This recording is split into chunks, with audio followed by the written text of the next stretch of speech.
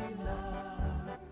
Belajar bergerak berbagi untuk negeri, kita menjalin kolaborasi. Belajar bergerak berbagi untuk negeri, demi bakti pada Ibu Pertiwi.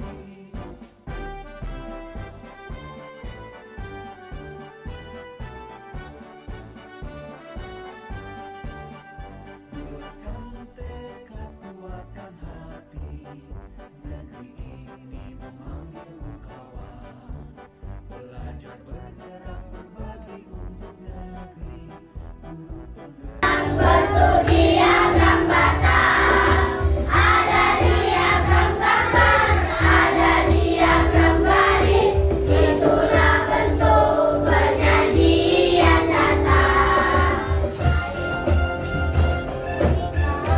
Boleh lah, sambil tepuk tangan juga boleh. Rasa kelakuan, tangannya. Nanti ada apa sih?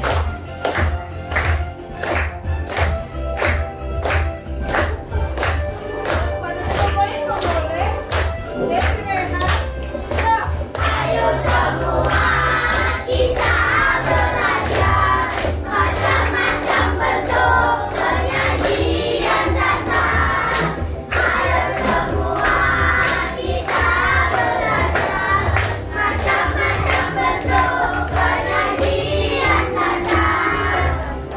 Ada yang bentuk kapal, ada yang bentuk tabel, ada juga yang bentuk hiasan batang, ada yang bergambar, ada yang berbaris, itulah bentuk penyajian kata.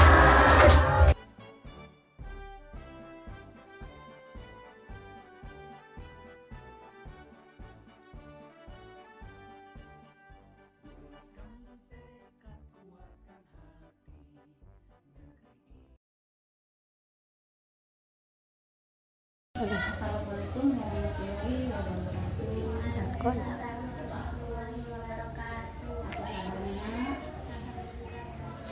Baik. Nah, ini siapa namanya? Nah, ini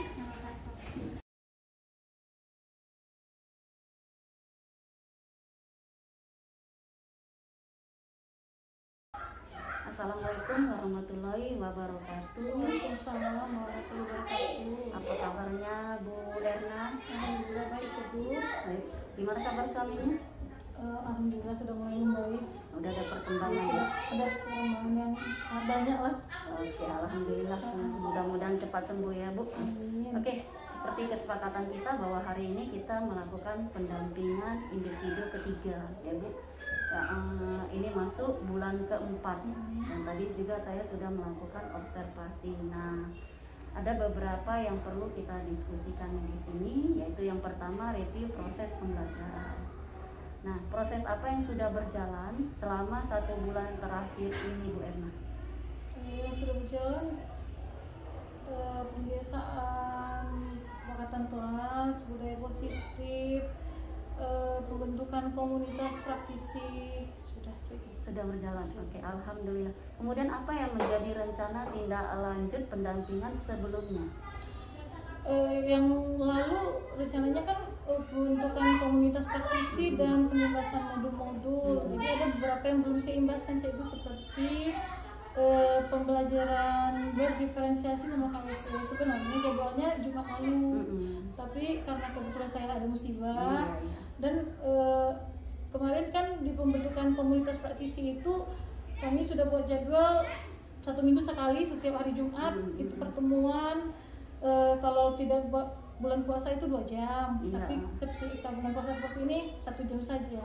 Jadi mungkin karena kebetulan saya ada halangan, jadi itu belum terlaksana, Cik. Oke, mudah-mudahan segera dilaksanakan ya, Bu. Oke.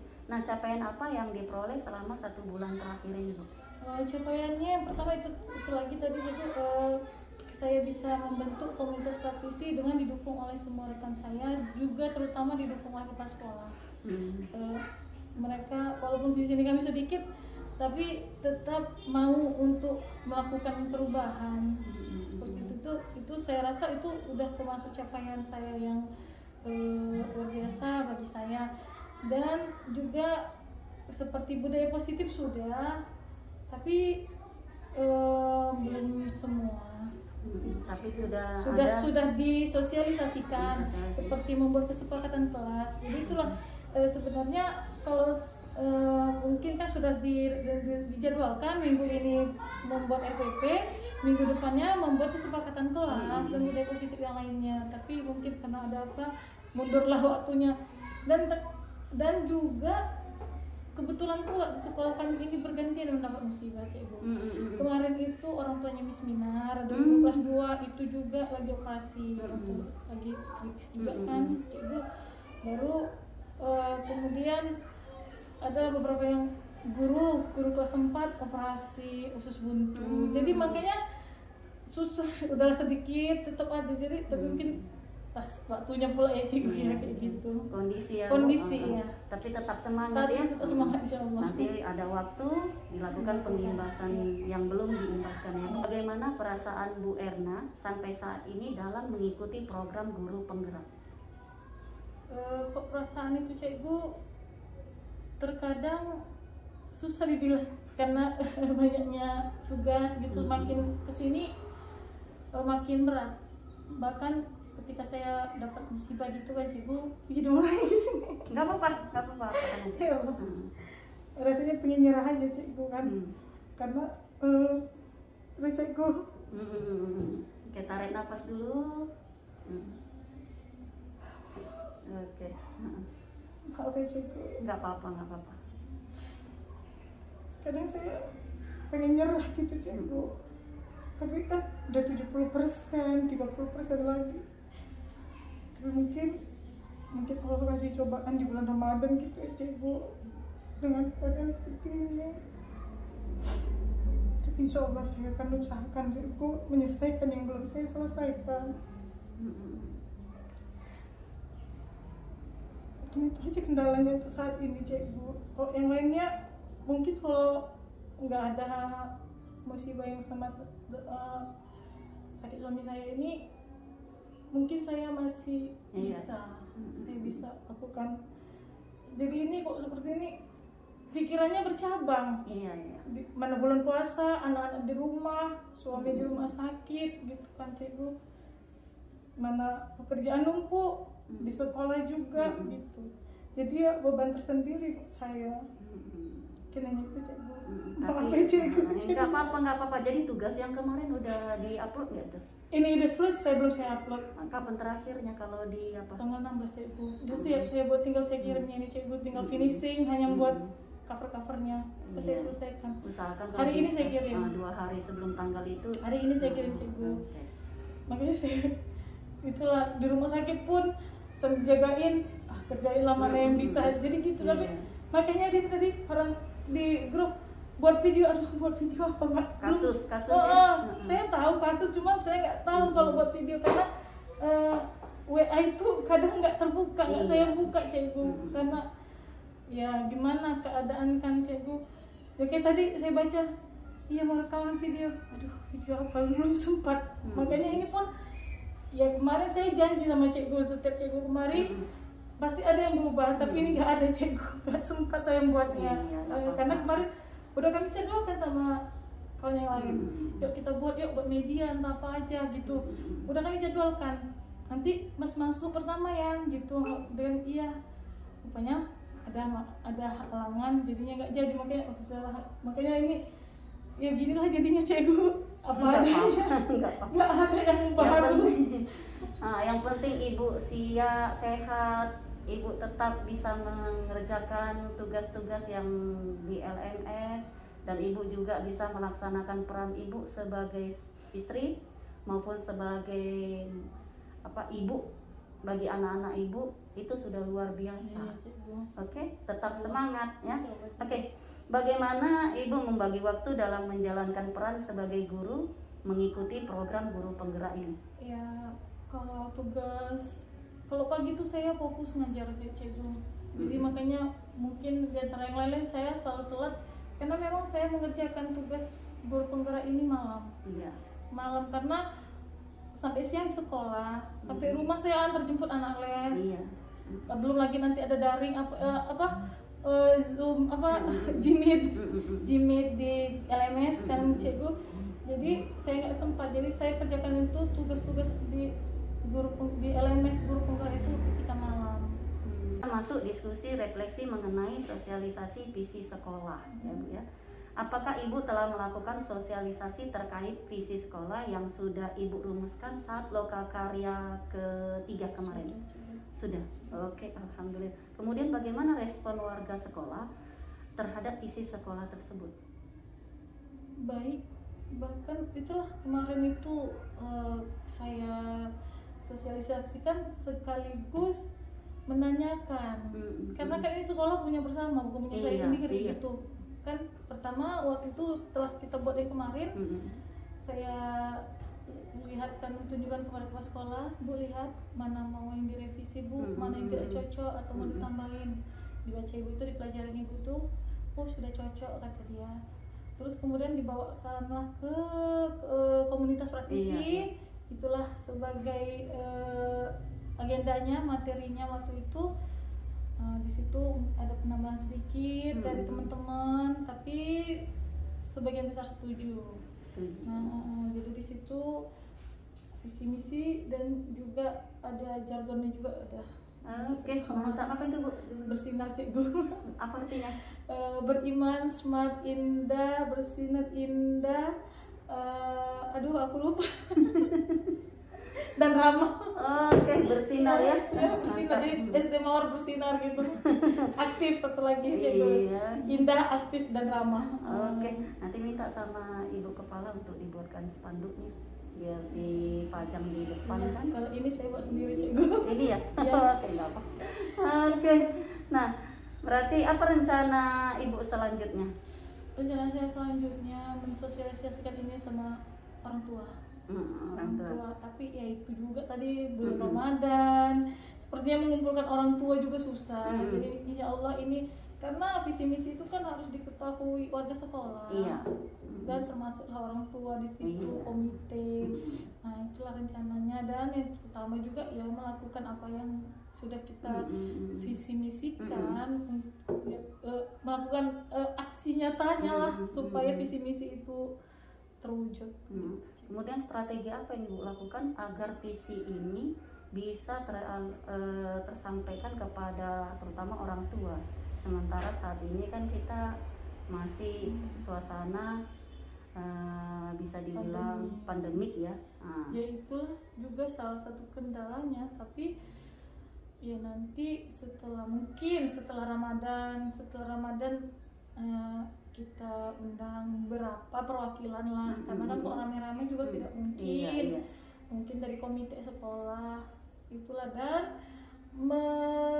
itu tadi cikgu membagikannya di media sosial. Kebetulan ada juga kan sosial media sekolah juga ada sosial media Facebook sekolah ada. Hanya Facebook yang ada cikgu. Yang lainnya belum dibuat. Apa namanya Bu Facebooknya? SD Mawar Siantar Barat. Facebooknya SD Mawar Siantar Barat. Nah jadi di situ udah saya share sepertinya visi misi sekolah, karena di situ juga kan banyak orang tua murid, jadi mereka lihat foto-fotonya juga ada di situ. Mungkin untuk saat ini hanya seperti itu yang bisa saya lakukan dulu untuk mensosialisasikan visi dan misi sekolah. Dan ke anak-anak lah. Ke anak-anak udah diapakan juga, disosialisasikan? Belum, karena kan kemarin baru terus libur puasa. Ya, jadi belum sempat. Jadi anak-anak belum tahu apa jargon sekolah kita. Cuma mungkin kalau yang mereka yang buka Facebook, kadang kan ada beberapa anak yang suka buka Facebook, saya lihat ada yang like, mereka sudah baca. Oke. Gitu. Nggak ada rencana mau menggunakan aplikasi untuk menyampaikan visi sekolah ini? Maksudnya itu? Contoh gini, kita buat video, kita membacakan visi sekolah yang baru kita bentuk, kemudian kita juga membuat jagoan itu di dalam Iya. Udah di share. Itu boleh di share, kan ada grup WA kan?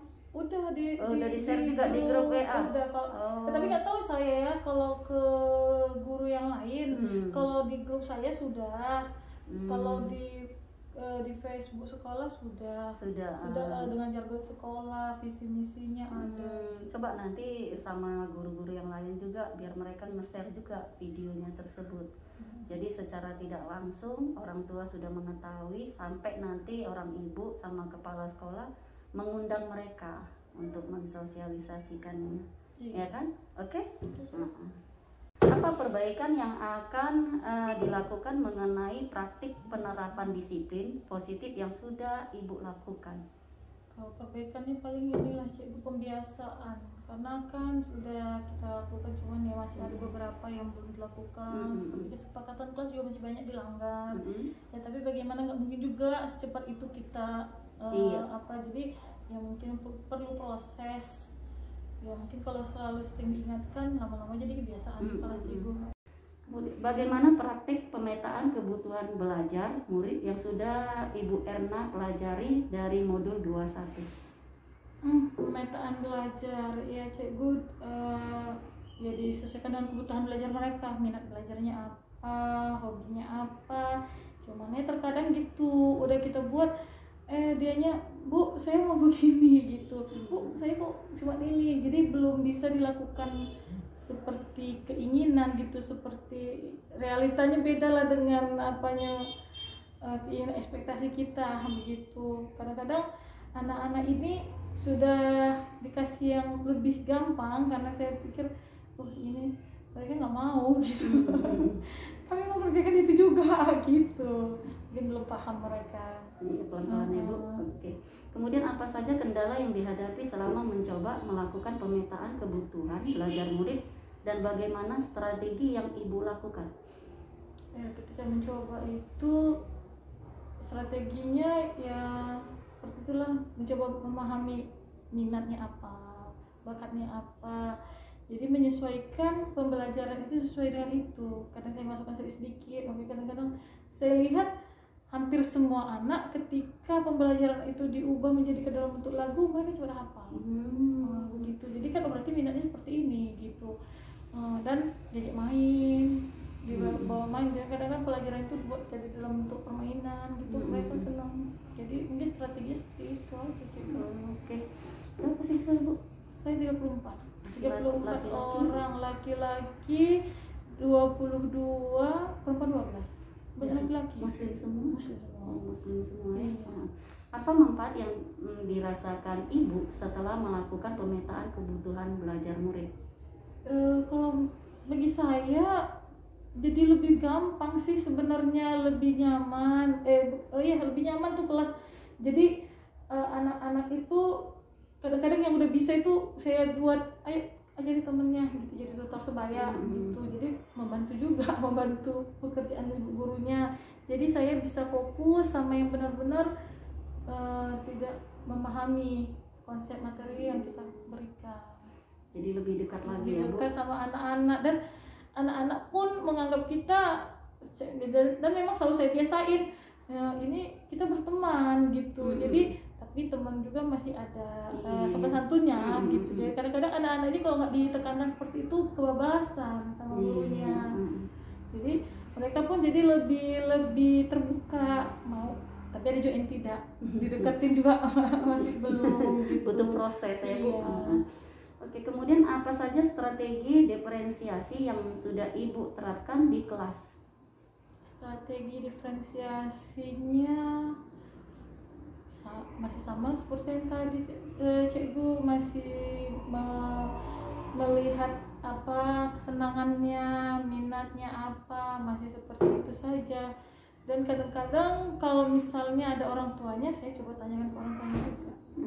Karena kan sebenarnya ini harusnya dilakukan di awal tahun. Karena ini kita udah akhir tahun kan, jadi mungkin nanti next di kelas 5 yang baru mungkin di awal tahun itu bisa kita petakan. Dipetakan ya? Iya, karena pemetaan itu kan hanya di awal. Berdasarkan konten, proses, dan produk ya. Oke. Kemudian bagaimana tanggapan atau perubahan yang terlihat pada murid setelah Ibu Erna menerapkan strategi diferensiasi tersebut? Mereka senang, ya, dan lebih aktif.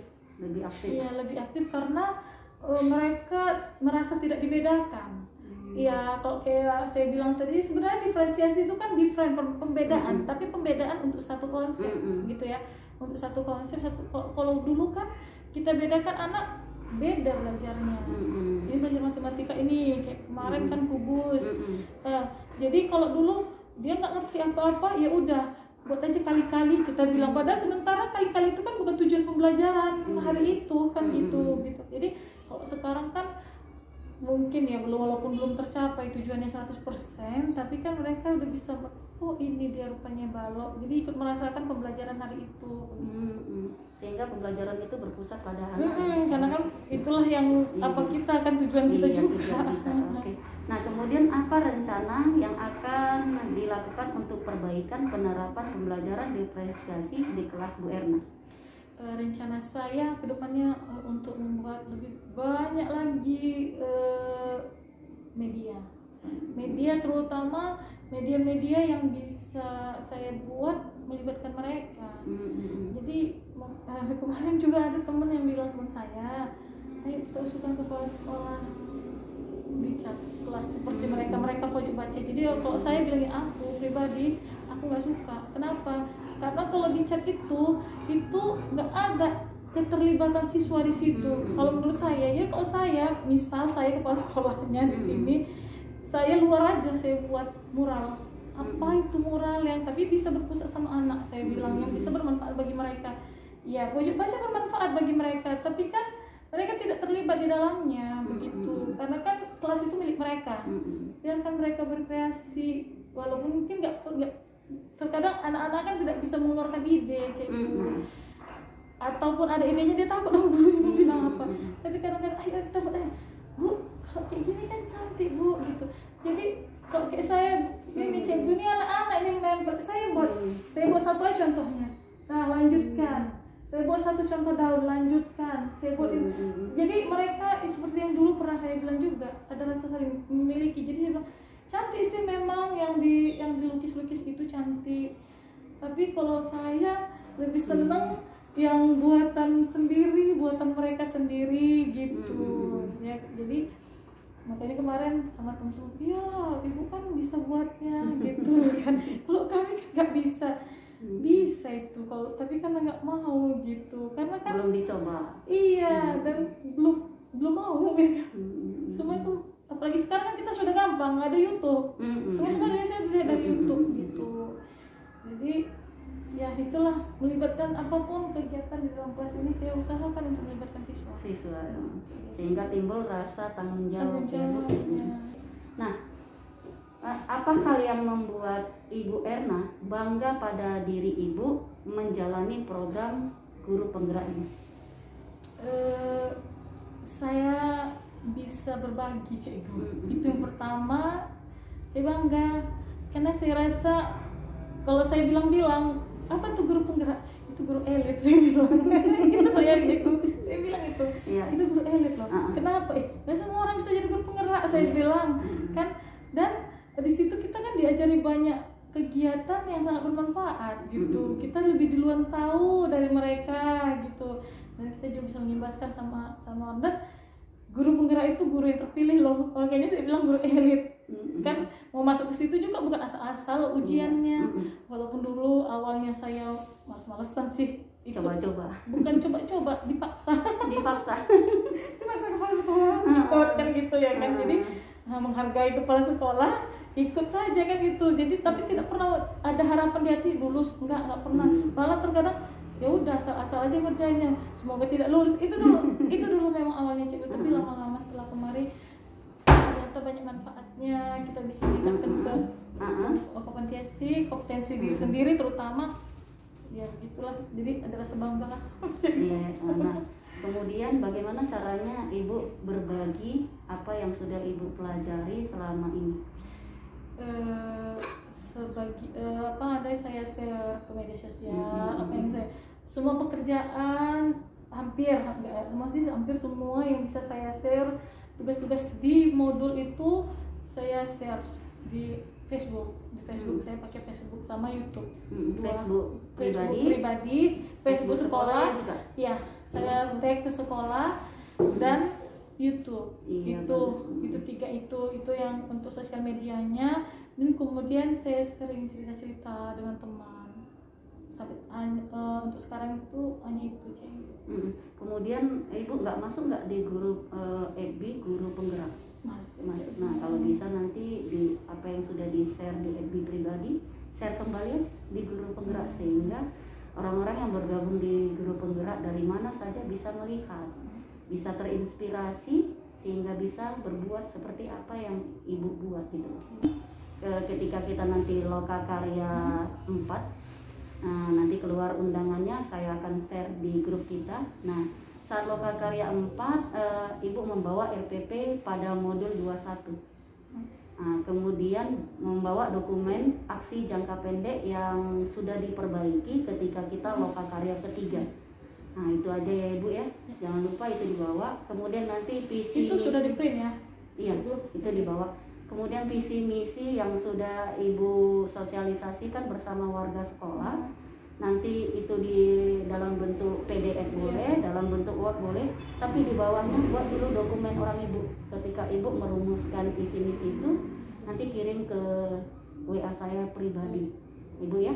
Nah, tetap pesan saya, Allah itu tidak akan memberikan cobaan kepada Bu Erna jika Bu Erna tidak mampu untuk melewatinya, karena Allah yakin Bu Erna mampu untuk melewatinya. Jadi mewek lagi. Nggak apa-apa. Maka kita jalani aja dengan banyak-banyak bersyukur, karena kalau kita lihat ke belakang ada yang lebih parah lagi dari apa yang kita alami selama ini. Jadi jangan pernah menyerah, karena perjalanan kita ini masih panjang. Sudah hampir 70%. Sudah 70%. 30% lagi sayang. Kalau Ibu Erna mau menyerah, pandang aja wajah anak. Ya kan? Karena itu motivasi terbesar buat kita yang sudah berkeluarga. Betul kan? Kalau yang belum berkeluarga, pandang aja wajah pacarnya atau orang tua kan? Oke Bu Erna ya. Semangat, semangat, semangat. Kalau perlu bantuan Cikgu, jangan segan-segan WA. Ya kan, selagi bisa Cikgu bantu, akan Cikgu bantu. Oke? Assalamualaikum warahmatullahi wabarakatuh.